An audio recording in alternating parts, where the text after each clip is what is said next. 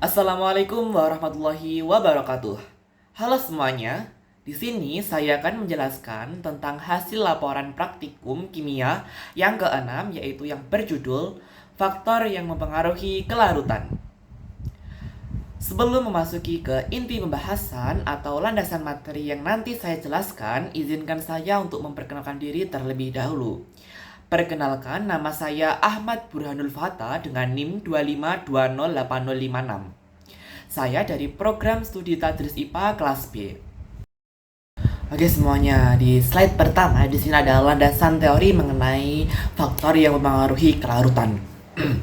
Kelarutan merupakan jumlah maksimum zat terlarut yang dapat larut dalam jumlah pelarut atau jumlah larutan tertentu pada suhu tertentu. Kelarutan juga dapat diartikan sebagai kemampuan suatu zat untuk membentuk larutan dengan zat lain. Zat yang akan dilarutkan disebut sebagai zat terlarut, dan cairan yang melarutkan zat terlarut disebut sebagai pelarut. Nah, keduanya bersama-sama untuk membentuk suatu larutan.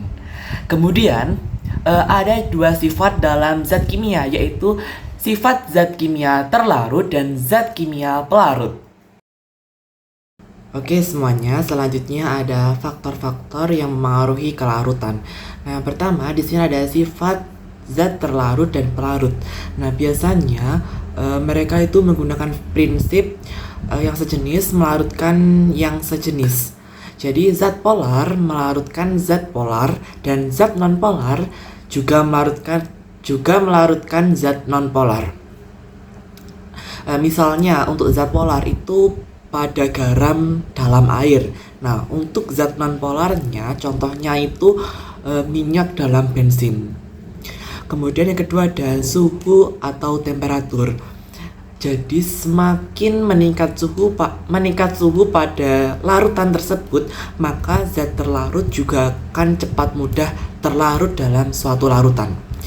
Kemudian yang ketiga ada tekanan. Nah, untuk tekanan ini hanya berpengaruh pada gas. Semakin tinggi tekanan, semakin besar kelarutan gas dalam cairan. Kemudian yang keempat adalah ukuran partikel. Jadi semakin kecil ukuran partikel dalam suatu larutan, maka semakin cepat pula suatu larutan yang larut dalam suatu larutan tersebut. Intinya itu kayak kalau semisal partikelnya kecil, jadi itu mudah melarut. Kalau partikelnya besar-besar, untuk melarutkannya itu butuh waktu yang mungkin cukup lama. Nah, kemudian yang kelima ada pengadukan. Pengadukan ini juga mempengaruhi faktor kelarutan karena pengadukan ini itu menghubungkan langsung atau kontak langsung antara zat terlarut dan pelarut. Jadi semakin cepat untuk membentuk larutan. Nah, yang kelima ada kehadiran zat lain. Misalnya ada tambahan adanya ion sejenis yang sehingga dapat menurunkan kelarutan. Oke, di sini ada data pengamatan hasil praktikum saya. Dapat dilihat di kolom nama bahan kimia. Di situ ada garam plus air. Nah, masuk ke dalam sifat zat kimia yang polar. Kemudian di sini saya melakukan 3 perlakuan, ada diaduk, dipanaskan, dan yang terakhir kombinasi antara diaduk dan dipanaskan.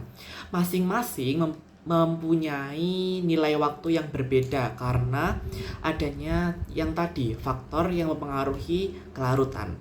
Nah, dapat kita lihat teman-teman, pada saat di perlakuan diaduk itu hasil yang terlihat 6 menit 10 detik, 57. Kemudian pada saat dipanaskan mencatat waktu 5 menit 40 detik.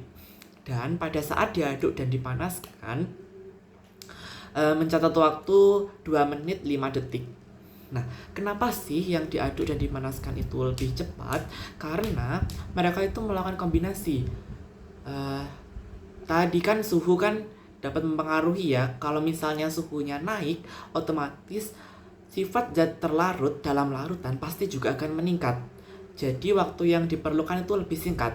Nah, jika diaduk saja tanpa dipanaskan itu akan membuat kontak langsung antara zat terlarut dengan pelarut pada suatu larutan. Sehingga jika kita melakukan kombinasi antara keduanya, antara diaduk dan dipanaskan, maka akan meningkat juga suatu larutan pada zat tersebut. Jadi memerlukan waktu yang lebih singkat.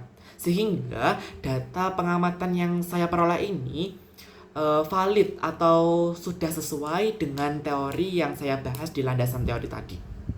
Nah, kemudian dapat kita simpulkan pada kolom keterangan bahwa di A lebih besar waktunya daripada B, kemudian B lebih besar waktunya daripada C, seperti itu. Selanjutnya kesimpulan. Larutan garam paling cepat larut saat diaduk dan dipanaskan. Lebih cepat dipanaskan saja dan paling lambatnya pada saat diaduk. Jadi pengadukan dan kenaikan suhu dapat mempercepat proses pelarutan garam dalam air. Oke semuanya, segitu dulu penjelasan dari saya. Semoga bermanfaat. Bila ada kurangnya mohon maaf. Wassalamualaikum warahmatullahi wabarakatuh.